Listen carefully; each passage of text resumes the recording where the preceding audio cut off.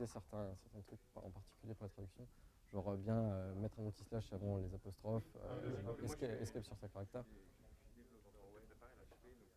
Bon, parfois, je veux dire, on tape une phrase et on fait pas forcément gaffe. Et en fait, du coup, après, c'est mergé dans les dépôts. Voilà, et donc, du coup, voilà. Donc, du coup, en fait, c'est toute la compilation de tous les périphériques qui ne marchent pas, puisqu'il y a une code dans une application qui ne passe pas, et du coup, toute la compilation échoue. C'est juste ça le. Bon. À la MIA, je Nancy.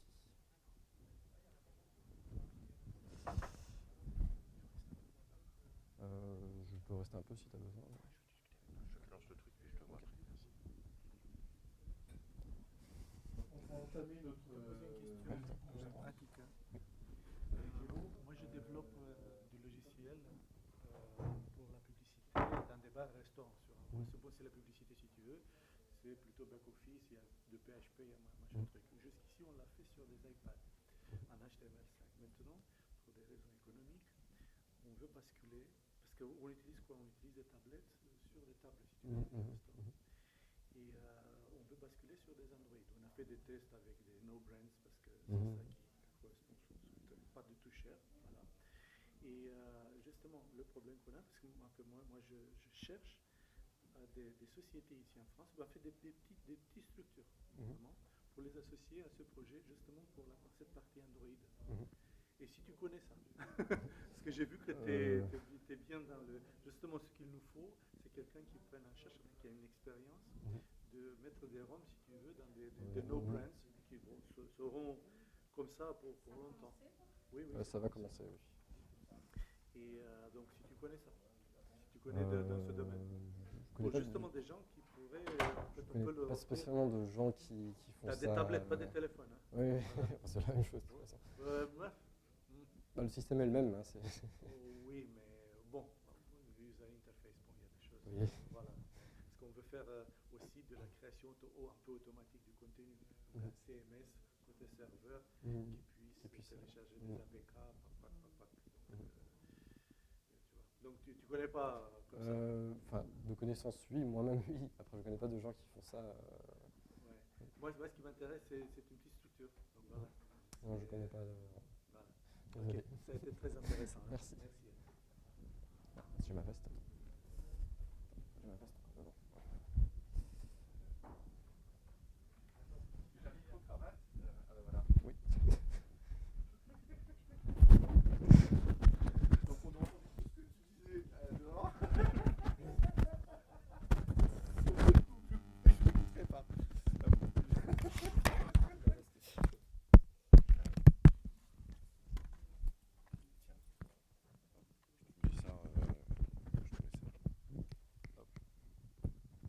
Voilà, super. J'en profite juste pour vous dire que toutes les conférences, on aura les slides qui seront sur notre site, le site du POP, paug.fr, et en même temps, on enregistre donc toutes les conférences, donc voilà, vous pourrez aussi assister on peut voir toutes les vidéos de conférences. Cette fois-ci, je te laisse les faire. D'accord. Donc, bonjour à tous. Donc, je m'appelle Jérôme Pilier, je suis doctorant à l'Université Paris-Est de Marne-la-Vallée. Mon sujet de thèse, c'est l'exécution efficace des langages dynamiques au sein d'environnements à ressources restreintes. Donc ici, on parlera de Dalvik 292, c'est le projet associé. Pendant ce talk, je vais vous parler, je vais faire un petit rappel sur des termes du style langage dynamique, smartphone et compagnie. Je vais vous donner une liste non exhaustive des différences entre la machine virtuelle Java et la machine virtuelle de Dalvik, son principe, son comportement. Je vais passer après sur la partie importante de ma thèse, qui parle donc de la spécification 292 de Java. Donc je détaillerai comment elle fonctionne, ce qu'elle amène, et je déroulerai un exemple pour bien comprendre. Je passerai ensuite sur tout ce qui est optimisation, donc la partie importante en fait. Donc je rappellerai comment fonctionnent les VM modernes et ce qu'il faut faire pour la spécification. Et je finirai sur quelles sont les difficultés qu'on rencontre avec Dalvik et les solutions partielles du fait que c'est ma première année de thèse, on n'a pas encore tout, enfin, ce n'est pas fini encore. Donc, pour commencer, qu'est-ce qu'un langage dynamique? C'est un abus de langage pour parler des langages typés dynamiquement.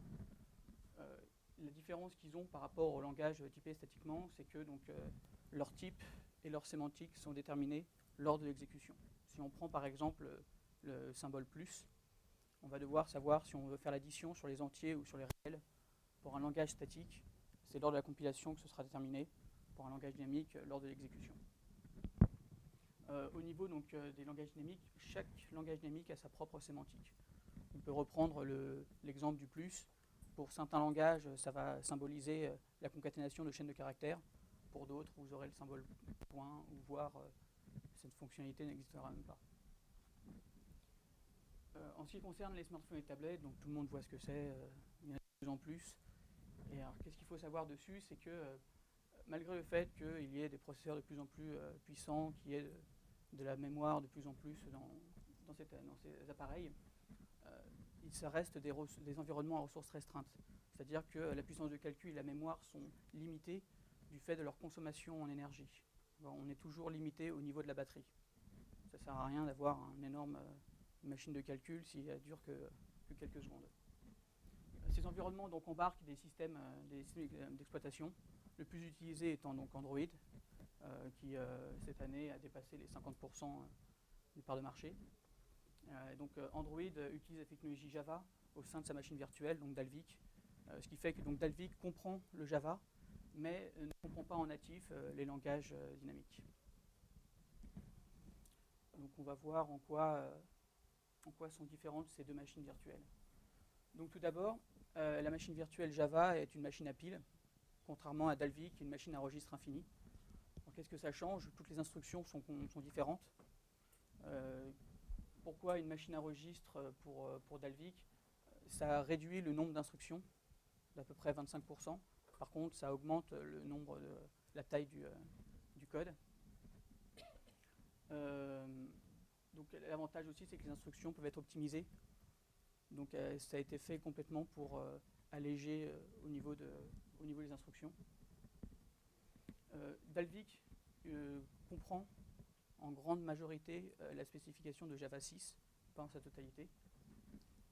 Et je vais d'abord vous montrer comment fonctionne une classe en Java, pour après détailler comment ça marche au niveau d'Android. Donc en Java, vous savez, vous avez votre code source dans un point Java, vous le compilez, vous avez un point classe. Ce point classe possède une seule et unique classe. Si vous avez des classes internes, elles seront dispatchées dans d'autres fichiers. Comment est constitué un point classe? Donc vous avez le header, le magic number et compagnie. Vous avez tout ce qui est méthode, les classes. Et vous avez un constant pool, donc c'est un énorme dictionnaire qui regroupe toutes les constantes de la classe. D'accord? Donc ce qu'il faut retenir, c'est que en Java, le constant pool est hétérogène. Vous avez tous les types. Donc on a dit qu'une classe constituait un fichier .classe, et donc tout est regroupé, toutes les classes d'une application sont regroupées dans une unique archive rare qui vous sert après pour l'application. Au niveau de Dalvik, donc après le .classe, il y a l'outil DX qui va générer le bytecode DEX en fonction du bytecode Java. Donc on voit quelques différences au niveau de la structure d'un DEX. Ok, pas de souci. Donc on voit tout de suite une différence avec le bytecode du DEX, comment est gérée la classe DEX. Donc pareil, le header, les classes, les files, etc. Par contre, au niveau des constant pools, tout est séparé. Il y a un constant par type. L'avantage, c'est que vous avez des tests en moins. Vous voulez récupérer une chaîne de caractères, vous tapez dans le constant pool des chaînes de caractères. Pas besoin de savoir si c'est bien une chaîne de caractères. Ensuite, par contre, forcément, ça vous en fait plus, donc ça vous modifie un peu le header, etc. Un autre avantage, c'est qu'étant donné qu'on fonctionne sur des instructions à registre, on va devoir avoir des index pour taper dans tel ou tel constant pool. Donc quand vous divisez votre constant pool, vous réduisez la taille de l'index. Donc vous pouvez avoir des instructions qui vont tenir avec des shorts et compagnie. D'accord? Donc vous réduisez la taille des index. Et sur Android, donc, contrairement à Java, toutes les classes de l'application sont regroupées dans un seul et unique DEX. Ça s'appelle en général classes.dex. D'accord, hein? Ce qui fait que tous les constant pools de l'application sont regroupés. Toutes les classes ont le même constant pool. D'accord? Donc vous avez des constantes qui ne sont pas dupliquées, etc. Donc l'avantage, c'est d'avoir une économie en taille et d'avoir des petits index. Donc quelques autres différences. Un des problèmes qu'on peut avoir, c'est que le fichier DEX n'est pas mutable. Vous n'avez pas le droit de toucher au bytecode DEX dans le fichier. Donc ouais, il est en lecture seule. Ensuite, les façons dont optimise Dalvik. Donc il utilise 3 façons d'optimiser. La première, celle la plus courante, c'est de utiliser directement le bytecode. C'est un outil externe qui s'appelle DexOpt, qui va en fait modifier le code, utiliser les instructions optimisées, Vatable et compagnie, faire du inlining et tout ça. Donc vous vous retrouvez avec du bytecode ODEX. D'accord, hein? Cette partie d'optimisation est faite lorsque vous installez une application. Quand vous avez sûrement vu, vous téléchargez l'application. Quand il installe, en fait, il passe un coup de ODEX pour optimiser votre application pour votre appareil. Donc ça, c'est pendant l'installation. Vous avez ensuite Zygote qui, lui, va vous précharger une VM. Il va charger une VM, une Dalvik, et quand vous en aurez besoin pour telle ou telle application, il va cloner cette VM pour avoir directement des VM préchargées. D'accord? Donc ça, c'est pendant l'exécution, enfin pendant le lancement de votre programme, vous avez une VM qui est déjà chargée, donc pas besoin de recharger tout qui va avec. Et donc, bon, ça, donc c'est pendant l'installation, pendant le lancement, et le plus intéressant, c'est le JIT, le compilateur Just-in-Time, qui lui va pouvoir optimiser pendant l'exécution. D'accord, hein? Donc le seul souci, c'est que le JIT d'Android, généralement, il n'est pas activé parce qu'il est assez gourmand et il ne peut pas optimiser aussi bien qu'un JIT habituel. Alors, ce qu'il faut noter, c'est que toutes les VM qui utilisent des traces JIT sont amenées à l'abandonner du fait que c'est difficile de les optimiser plus que ça actuellement. Contrepartie, Java, donc, lui, n'optimise pas son code. Quand vous compilez, le compilateur vous donne le bytecode comme il est.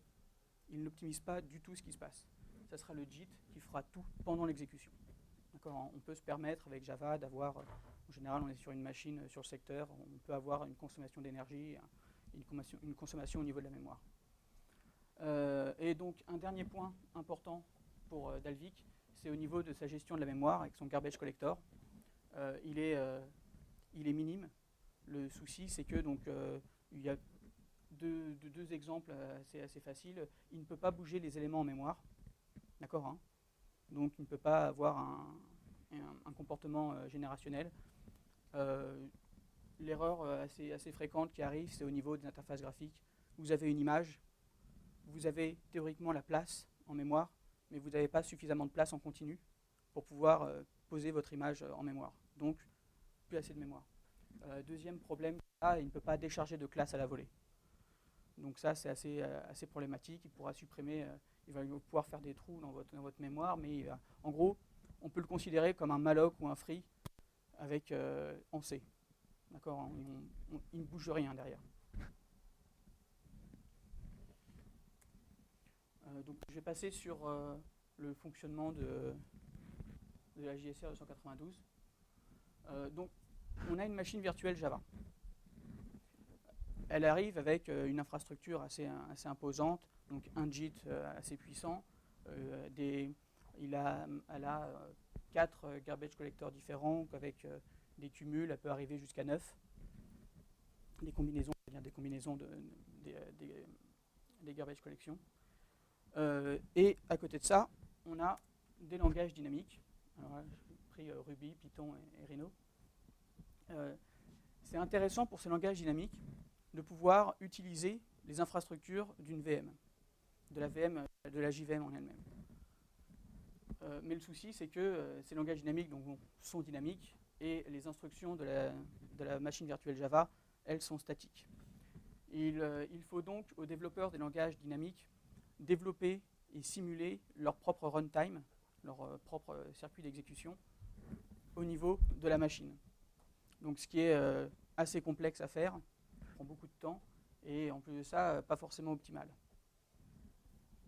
C'est pour ça donc qu'en 2011, il y a eu donc la JSR, donc la Java Specification Request 292, qui est en fait une aide au support des langages dynamiques sur la machine virtuelle Java. Concrètement, qu'est-ce qu'elle fait ? Elle amène des métamodèles et un métalangage afin de permettre aux langages dynamiques d'écrire leur runtime en ayant accès directement à l'infrastructure interne de la VM. Donc avoir accès à garbage collection, au bytecode, au JIT, etc. Actuellement, il n'existe que 2 implémentations de cette JSR qui ne sont pas totalement optimisées. Donc celle sur la machine virtuelle d'IBM, G9, et celle d'Oracle, Hotspot.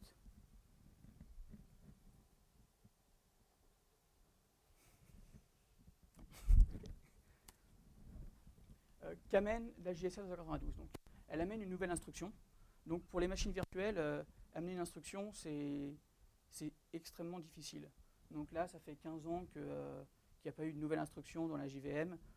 Quand on la rajoute, si un jour vous avez l'occasion de rajouter une instruction dans une machine virtuelle, vous verrez qu'en général, on évite d'en faire parce que c'est extrêmement complexe. Il y a beaucoup de choses à changer, tous les outils extérieurs. Donc nous avons l'instruction principale qui est invoke dynamique, qui est en fait donc une édition de lien très tardive. On amène à côté de ça donc plusieurs classes qui sont contenues dans le package Javalang Invoke. On a donc la représentation des pointeurs de fonction. Donc on amène une représentation des pointeurs de fonction au niveau de la VM, donc à travers les méthodes handle, qui vont pouvoir faire des appels directs à des méthodes avec invoke exact, invoke, qui sont aussi à la fois le métalangage, donc tout ce qui était les combinateurs, les castes, pouvoir caster des paramètres, pouvoir en insérer, etc. Et de pouvoir faire des tests pour pouvoir revenir. Donc les méthodes handle en fait peuvent être combinées à travers des arbres de méthode handle, d'accord ? C'est-à-dire de pouvoir justement enchaîner plusieurs instructions, enfin plusieurs fonctionnements avant de pouvoir appeler réellement la méthode. Donc c'est les méthodes handle tree. À côté de ça, donc il y a les sites d'appel, les call sites, qui eux contiennent les méthodes handle. Donc c'est eux qui sont connus virtuels et qui sont optimisables à ce niveau-là. Et donc après ça, on a les switch points. Donc les switch points permettent de revenir à un état du code. Si jamais l'optimisation ne correspond plus à ce qu'on voulait, on peut désoptimiser pour revenir sur l'interpréteur et de pouvoir modifier ce qu'on veut après derrière. Donc on va passer sur un exemple. Admettons donc que j'ai une classe avec une méthode foo. Plus loin dans mon code, on appelle cette méthode foo. Mon type ici est dynamique. Je ne le connais pas. Donc forcément, la VM est obligée de la voir comme un object. Et appeler foo sur un object, ça revient donc à faire l'appel virtuel sur l'object. Forcément, si vous avez fait du Java, vous savez que object n'a pas cette méthode. Donc là, ça pète. Vous ne pourrez pas, ça ne pourra pas fonctionner. On est obligé de faire différemment. C'est là qu'intervient donc l'instruction invoke dynamique qui va en fait être positionnée à cet endroit-là pour justement faire le rebranchement comme il faut, faire l'édition de lien au niveau de l'exécution. Donc je vais détailler un peu plus comment ça fonctionne. Donc on prend un exemple, donc on additionne 2 éléments qu'on stocke dans un autre. Donc nous avons une méthode qui prend 2 objects et qui en retourne un. Donc au niveau de l'instruction invoke dynamique, on va se retrouver là-dessus. On a le nom de la méthode associée. Et première fois que l'interpréteur va passer au niveau de l'invoke dynamique, il va appeler la méthode d'amorce. Donc là, ici, ça sera BSM pour Bootstrap Method. Donc pour le premier appel, il le fait. Seulement pour le premier appel. Il appelle la méthode en question qui va construire le site d'appel, qui va construire l'arbre de méthode handle et qui va le donner en cible au site d'appel. Ce site d'appel est ensuite associé à cette partie-là du code. D'accord, hein? Ce qui fait que l'invoque dynamique disparaît au niveau du code. Vous ne l'avez plus. C'est un call site qui prend sa place. Ce qui fait que donc, juste après est appelé directement la target, le method handle, et au prochain tour de boucle, quand il arrivera une nouvelle fois sur cette invoque dynamique, il ira directement sur les method handle. Les method handle, eux, vont faire les rebranchements, faire les casts, le boxing, le deboxing, etc., pour pouvoir appeler les bonnes méthodes. Donc, par exemple, la somme sur les entiers, la somme sur les réels. Et grâce au guard with test, ils peuvent appeler une méthode de repli afin de modifier l'arbre de méthode handle directement à la volée. Donc, ce qui fait que, c'est pour ça qu'on dit que l'édition de lien est très tardive. C'est-à-dire qu'on peut à la fois, on va définir sur quelle fonction on doit pointer, mais à la volée, on peut modifier ce pointeur. Donc le principe, c'est que un langage dynamique a des signatures polymorphes, c'est-à-dire que vous avez pour le même nom de méthode, vous pouvez avoir des arguments complètement différents, étant donné qu'ils ne sont pas typés. Et donc, pour une même méthode, il y a plusieurs comportements. Et donc là, l'avantage, c'est de pouvoir gérer tous ces comportements directement. D'accord ?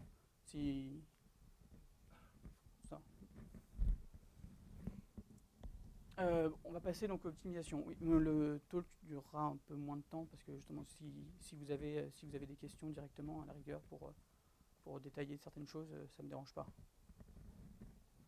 Donc au niveau de l'optimisation, on passe sur l'optimisation donc des VM modernes.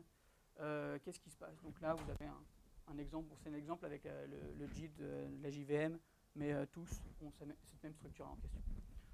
Donc vous avez une phase de profiling qui va donc scruter le code et faire des calculs dessus. Cette phase-là est faite à la fois par la machine virtuelle et en partie par le compilateur JIT. Donc qu'est-ce qu'on va regarder? On va regarder donc, la présence de nul, classe des receveurs d'appels virtuels. On va regarder au niveau des casts, des instances off, qu'est-ce qui se passe, le nombre de fois que c'est appelé, etc. On va regarder la fréquence des branches. Et une fois ce profiling fait, on peut savoir si un code est chaud. Donc un code est chaud, c'est-à-dire que vous êtes revenu plusieurs fois dessus. D'accord, hein? Donc pour les méthodes, il y a un compteur de méthodes, tout simplement. Donc une fois que le compteur a dépassé une certaine valeur, on considère que cette méthode est chaude et qu'il faut la modifier, il faut l'optimiser. Pour les boucles, donc vous avez l'unstruct replacement, qui va pareil dans le même style. Donc qu'est-ce qui se passe une fois qu'un code est détecté, un code chaud est détecté? Nous allons avoir un code optimiste qui va être fait. On ne va pas générer les tests à nul si on a vu qu'il n'y avait jamais de nul. On va sauter ces tests. On va supprimer les branches qu'on ne voit pas. Donc aucune génération de code pour ces branches qui ne sont jamais utilisées. On va inliner des appels, on va faire des casts rapides et compagnie. Et donc le problème, c'est si jamais d'un coup on vous envoie nul, qu'est-ce qui se passe? Et bien justement, donc, si le code ne correspond plus à ce que vous aviez généré, on peut revenir en arrière et désoptimiser et redonner la main à l'interpréteur. D'accord? C'est l'avantage, c'est il jette le code, il en reproduit un autre si jamais vous retombez dans un code chaud. C'est du code optimiste. Donc justement, on ne faut pas non plus que ça plante. Donc qu'est-ce qu'il faut rajouter pour la spécification de SOC 92? Au niveau du profiling, on doit détecter si un method handle est souvent appelé et si on passe souvent dans un invoke dynamique. Donc on parle de stabilité de l'invoke dynamique. On regarde la stabilité de sa cible. Si sa cible a été modifiée souvent, donc si on a fait parce qu'on peut faire le set target, on a vu. Si on fait le set target souvent, on considère que la cible n'est pas stable, donc on ne peut pas l'optimiser. Par contre, si le set target est très peu utilisé, voire jamais, on peut considérer que c'est stable, et donc on va pouvoir essayer de l'optimiser. On va regarder les classes des receveurs des appels virtuels, et étant donné que les guard with test sont des branches de if et compagnie, devoir gérer aussi ces branches-là, comme on avait géré les branches if. Une fois donc, que c'est détecté, qu'est-ce qu'on regarde? Donc, on a dit la target d'invoke dynamique, si elle est stable, Donc on a vu qu'il y avait deux types d'invoke dynamiques, hein, de method handle. Vous avez le method handle normal et les arbres. Donc si la target est un appel direct, on fait un appel direct. On ne peut pas faire mieux. On se branche quelque part, on est obligé de se brancher, on ne peut pas faire mieux. Donc on va générer le bytecode qui correspond à ce branche-là. Par contre, donc, si c'est un arbre, on va générer dans une méthode le bytecode de l'arbre, d'accord, de l'arbre des method handle, et après inliner cette méthode. D'accord, hein. Ensuite, quand on trouve un method handle, donc on fait directement un appel à un assembleur, ça ira plus vite. Et pour un arbre, il y a plusieurs façons de le faire. Donc la première, ça serait de le voir comme on a fait ici, c'est-à-dire générer le bytecode de l'arbre, le mettre dans une méthode, l'inliner. Le seul souci, c'est qu'un method handle peut arriver très souvent et ils peuvent être quasiment tous chauds. Donc vous allez vous retrouver avec une génération de code énorme et donc vous avez explosé votre mémoire. Donc ça, c'est à proscrire complètement. On ne peut pas le faire comme ça. Donc on va regarder comment c'est fait au niveau du JDK, donc Java Development Toolkit. On a, donc avant le JDK 7, on faisait des appels en Java. C'est extrêmement lent, mais bon, ça fonctionne. Donc pareil, ça a été retiré quasiment dès le début parce que c'était trop lent.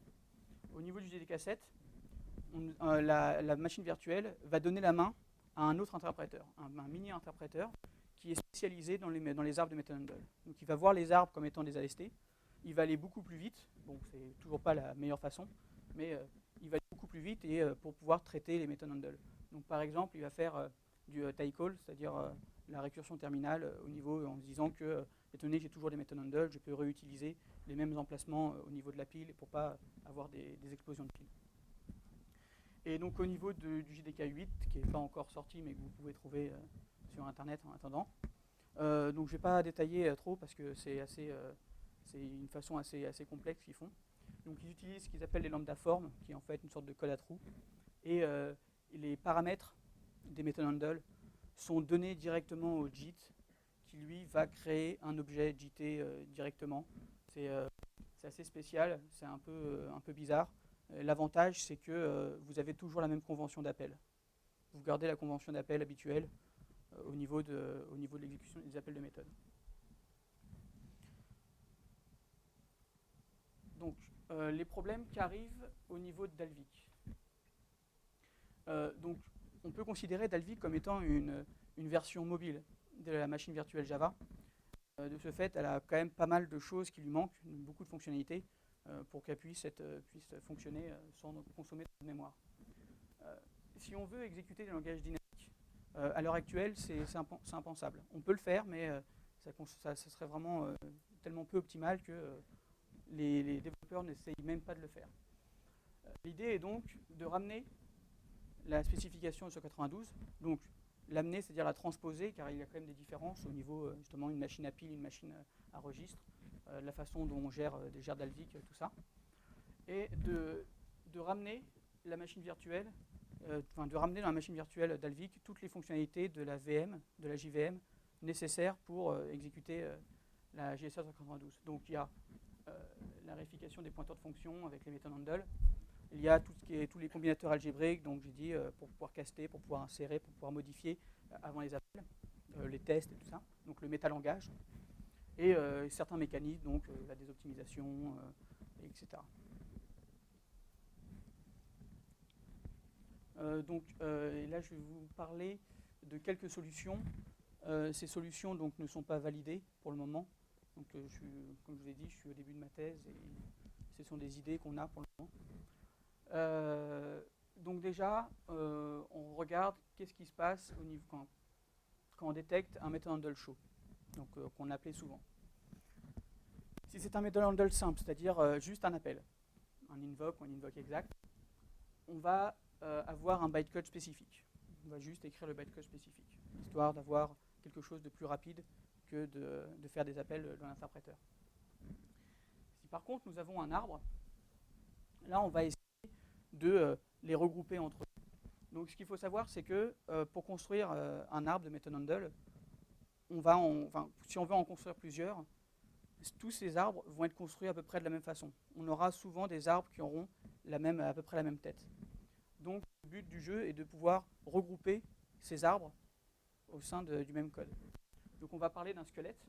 On va avoir un squelette qui va posséder une méthode, et cette méthode va correspondre au cheminement de l'arbre. D'accord, hein? Donc tous les méthodes handle qui ont le même arbre auront le même squelette. Et la seule différence qu'il y aura, ce sera l'instance sur laquelle elle s'applique, et donc cette instance sera donnée à cette classe. Donc on a un squelette, et on va devoir changer la convention d'appel et rajouter donc, tout ce que j'appelle les arguments du squelette, c'est-à-dire justement l'instance, tout ce qui correspond à l'appel en lui-même. Donc tout ce qui est différent entre les méthodes handle, entre les arbres de méthodes handle, malgré le fait qu'ils aient le même arbre. Ils vont avoir quand même des paramètres différents. Donc il y aura les paramètres des méthodes handle, du méthode handle en lui-même, puis les paramètres du squelette. Ce qui fait que donc, ça fait une convention d'appel spécifique, c'est un peu plus compliqué à gérer, mais l'avantage c'est que, comme voilà en question, ça prend en compte automatiquement l'optimisation des lambdas qui arriveront avec Java 8. Donc là vous avez un exemple sur la pile avec les méthodes handle et les squelettes. Au niveau de l'optimisation à l'exécution, on va voir donc le JIT qui va pouvoir tourner sur différentes choses. Donc, au niveau des méthodes handle et des petits arbres, on va pouvoir directement les inliner, donc les recopier là où il faut.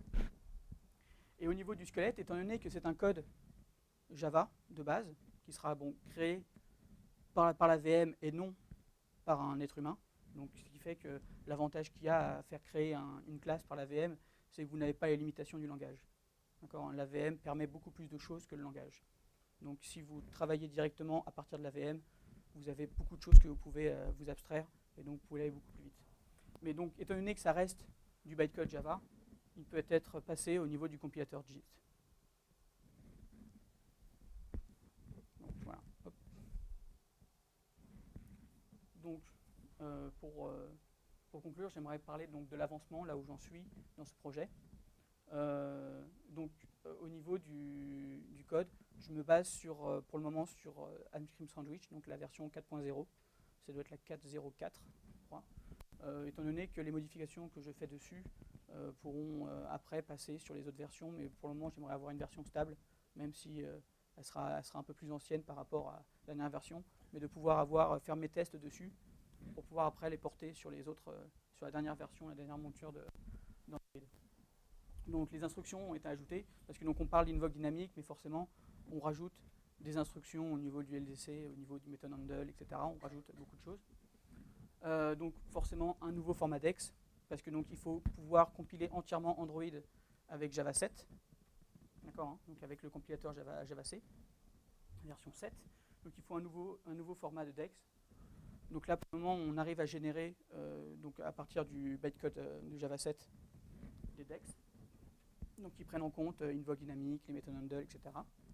Il reste donc maintenant à s'assurer de l'intégrité du bytecode qui a été créé. Donc je sais que là, pour le moment, on a quelques soucis avec des bytes qui traînent au niveau des décalages. Donc il y a des décalages pour avoir des sauts propres. Et donc je sais qu'il y a quelques décalages qu'il faut encore gérer. Et donc pour pouvoir après modifier la machine virtuelle pour qu'elle puisse exécuter le DEX derrière. Et donc après, une fois que ça c'est fait, on peut passer sur justement tous les cas d'optimisation et tester les optimisations.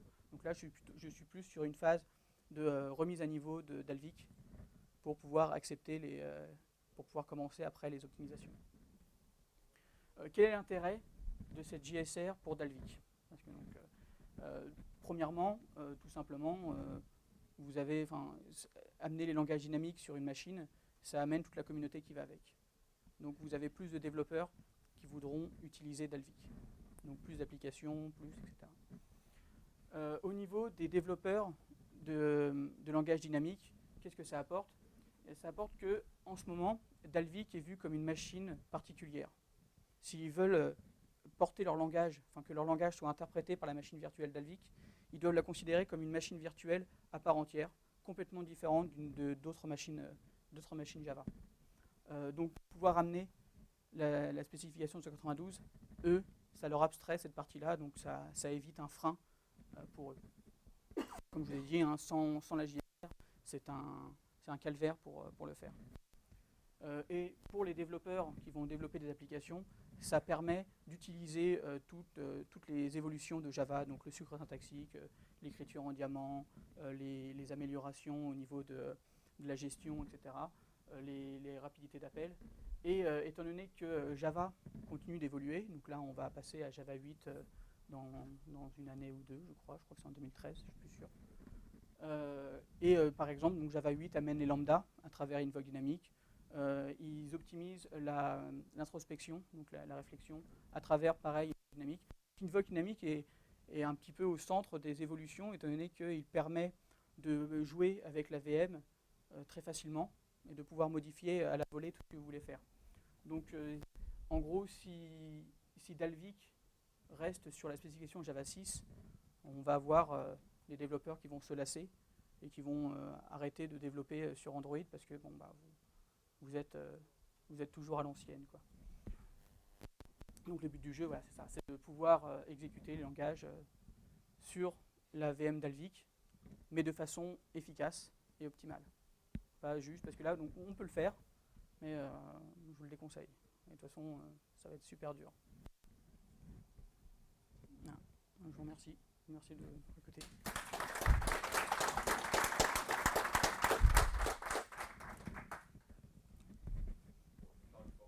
Oui, non, mais donc, je sais pas ce que je crois que ça enregistre avec.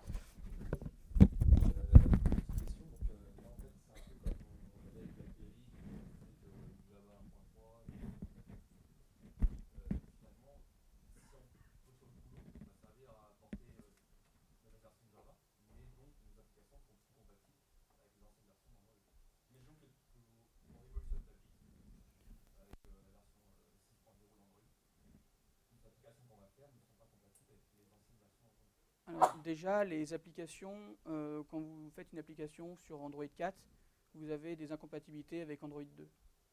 Donc il y a déjà des problèmes de rétrospection, enfin de rétro au niveau des frameworks de la plateforme d'Android.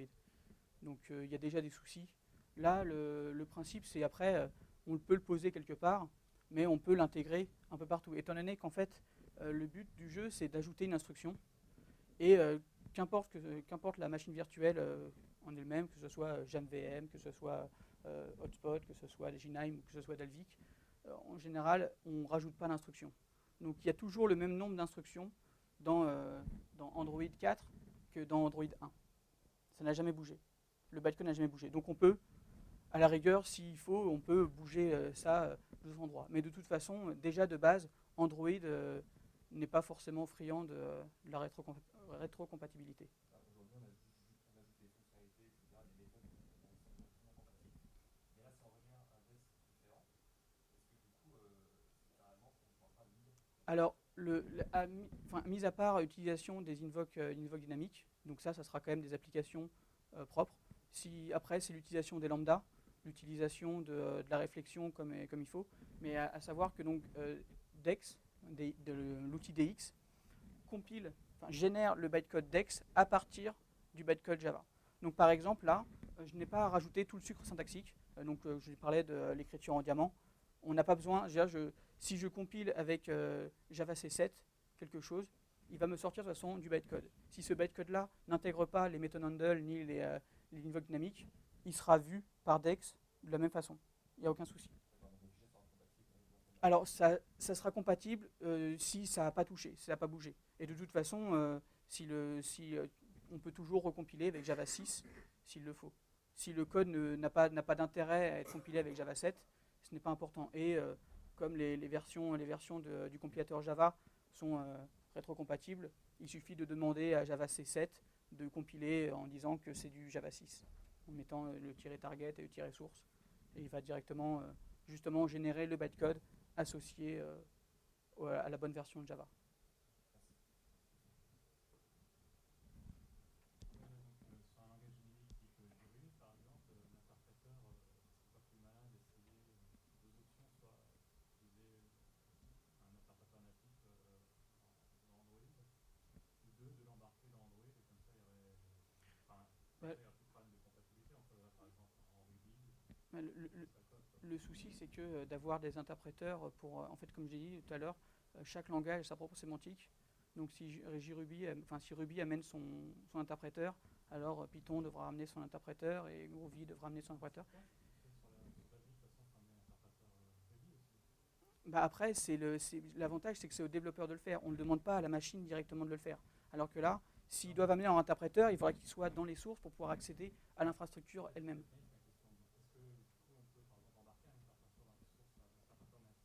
Je ne sais pas du tout, réellement. Là, comme ça, je ne sais pas vraiment. Non. Mais je pense que ça doit pas forcément être super optimal du fait qu'il faut que cet interpréteur ait accès directement à l'infrastructure.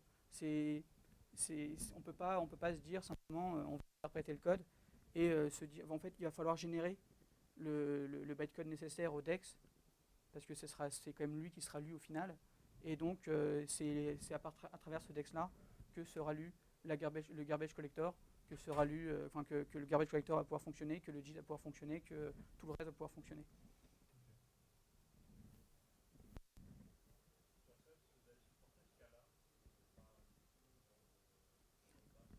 Alors, le principe, c'est d'avoir la JSR 292. Donc, si Scala veut faire fonctionner, d'ailleurs, je crois qu'elle fonctionne déjà avec la JSR 292 sur la machine virtuelle. Je crois qu'elle doit utiliser un peu l'instruction invoke dynamique. Et donc, je pense que de toute façon, le but du jeu, c'est de transposer cette JSR. Donc, de permettre aux développeurs de langage dynamique d'avoir un runtime pour une JVM qui fonctionne avec Dalvik. Donc après, il y aura peut-être des différences au niveau des optimisations, du fait que Dalvik ne peut pas faire autant de choses que la JVM, mais elle peut peut-être contourner certaines choses, etc.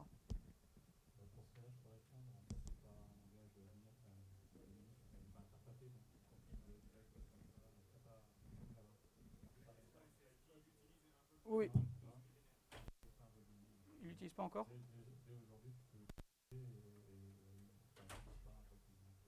D'accord. En tout cas, ça serait bien qu'il l'utilise, je pense. Ça leur aiderait. Pour avoir des accès en fait directement direct, parce qu'ils ont des parties un peu dynamiques. Non, pas du tout. Bon. En tout cas, une voie dynamique normalement est là pour ça. Donc après.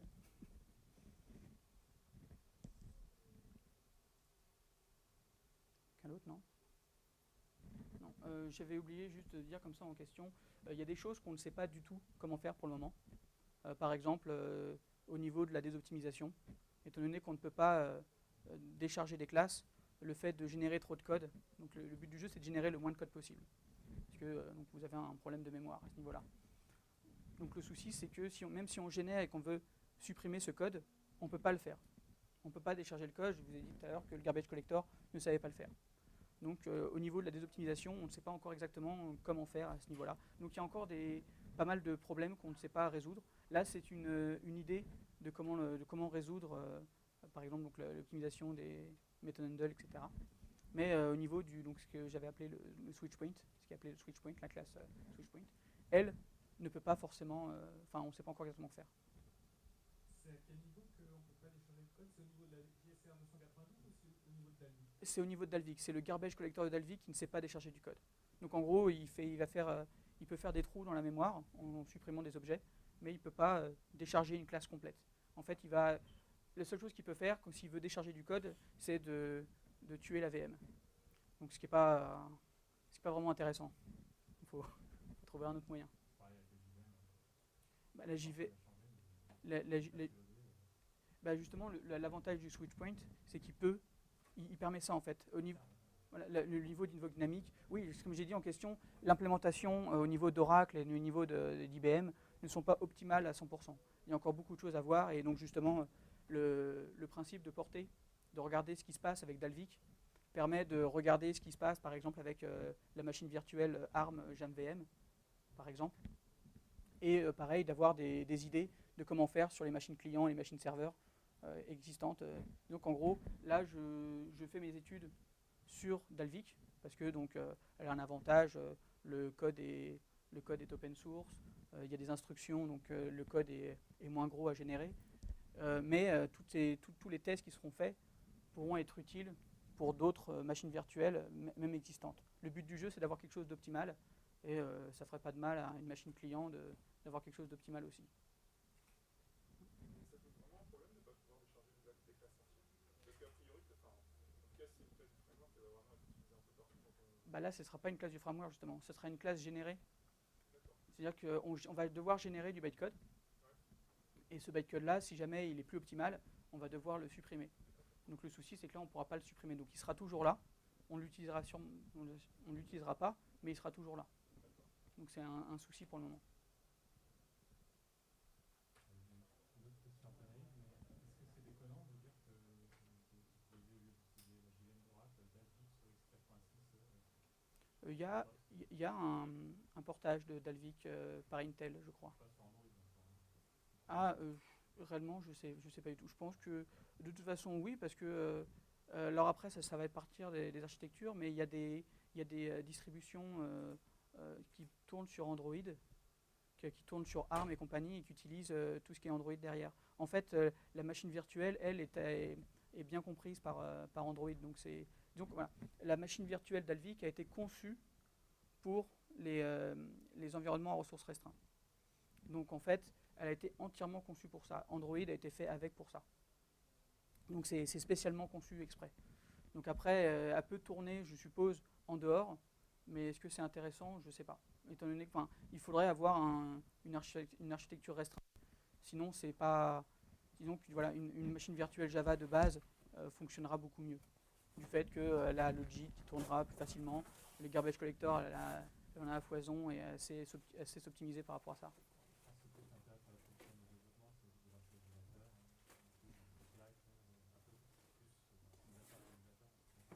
Bah, il y a un émulateur d'Android. Enfin, moi, je sais que. Oui. Voilà, ça après, faut voir, mais c'est pas, c'est plus le même truc.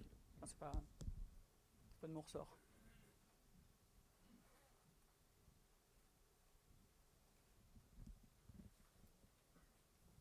Très bien, merci Jérôme. On peut applaudir.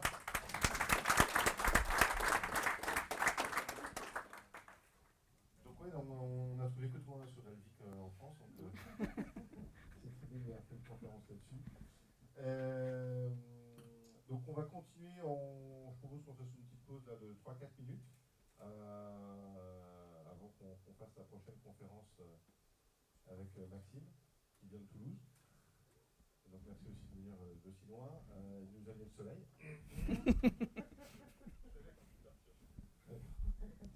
On s'est mis à Toulouse quand même. Voilà, donc tu vas nous faire une conférence donc, sur Android, plutôt bas niveau, tout ce qui est compilation. Enfin, ouais, plutôt build system, comment intégrer un nouveau composant à un build system, comment le refaire remonter dans le framework, etc. D'accord, super. Bon, voilà, vous avez 2-3 petites minutes de pause, le temps que tu t'installes ton matériel.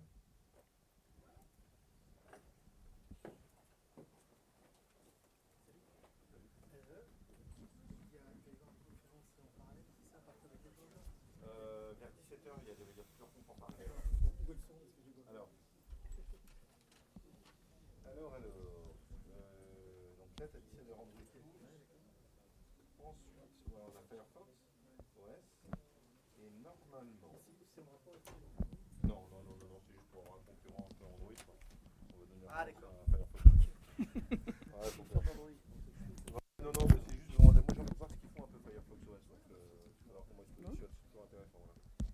Et je ne vois pas une conférence sur tout ce qui est domotique avec le grand. Et ça, c'est pas bien ça.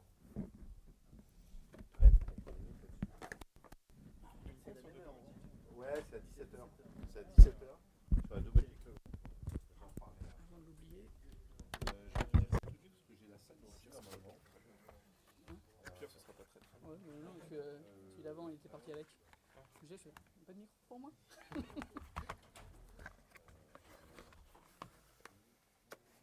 Il marche du coup tout à l'heure? Est-ce que tu avais utilisé le micro?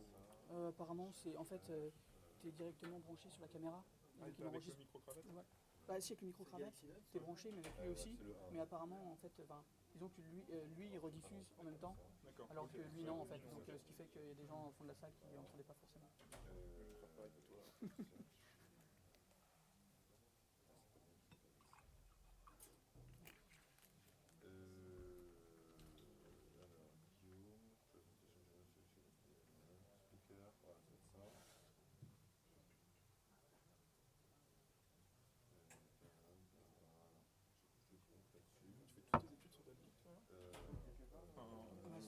pas mal de...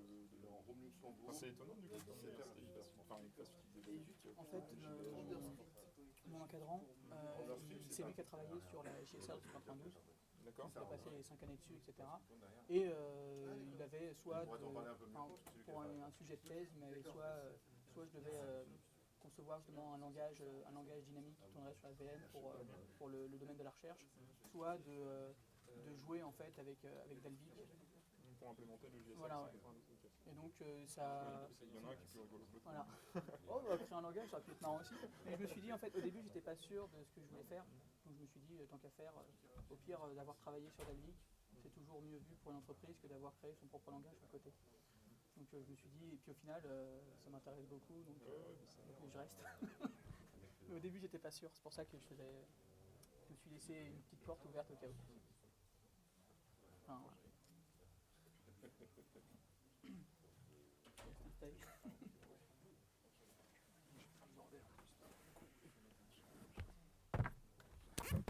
t'as ton t-shirt rouge qui est là. C'est génial. Voilà. Ah bah oui, tu peux prendre ton bah oui, les speakers, tu prends, bah, tu regardes les t-shirts rouges, tu prends. J'ai que L ou XL. Hein. Ah, mais c'est ça en fait, il sonnait. Pour me prévenir d'aujourd'hui en fait. Donc ça, Sympa. c'est bien reçu. Je l'entendais sur le côté. Ah non, mais c'est super parce que dans le programme, il n'y a pas la Oublie pas. Ah, il suit là, tu... ouais, à 17h quoi. Et je voulais qu'il y ait du monde quand même pendant le truc. Je voulais qu'il y ait du monde, je vais en parler là. Je vais me le noter, comme ça je n'oublierai pas. C'est 17h, 18h30. Et au Luxembourg. C'est la fameuse casquette Android. Ouais, je l'ai pas mis, ouais. Ça va pas du tout. Hein. D'accord. Non, ouais, c'est pas Ils sont tous connectés les gens. Alors attends, parce que là, tu vois, ce qui est pas terrible parfois sur Android, c'est que tu n'arrives pas à faire des copier-coller. C'est lequel celui-là? C'est le 1. C'est le 1? D'accord. Attends, j'attends le 2 moi. Mais il est Tu sorti peux pas le faire nom. de copier-coller. Ah, il veut plus celui-là, ouais. Non, parce que Tu peux faire comme ça, là, tu peux faire ça. Tu peux... Et là, t'as le texte complet. Ah bah super, ça me C'est vrai qu'avant c'était mieux. On pouvait le faire Je sais directement. pas, moi je suis speaker. Du coup, je sais pas trop comment ça se passe. Cédric, ça se passe comment pour les repas? Il n'y a pas de repas. Très bien. Non.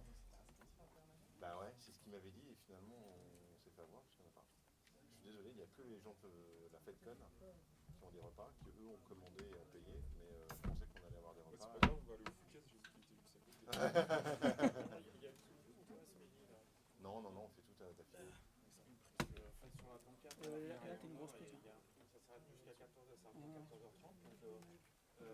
Piquer la bouteille d'eau. On prendra l'autre.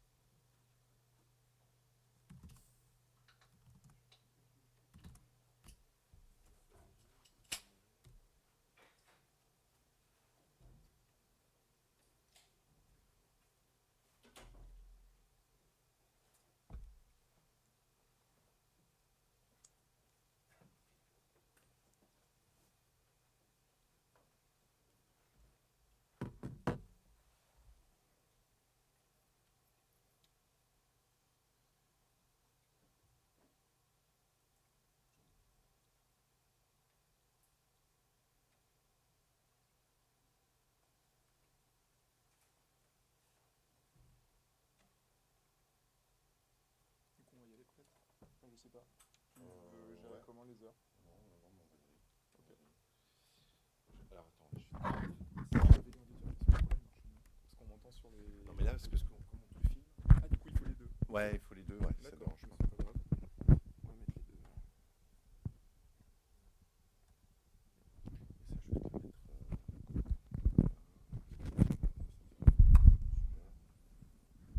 Alors du coup, je vais commencer sans micro et puis vous me direz si vous m'entendez pas.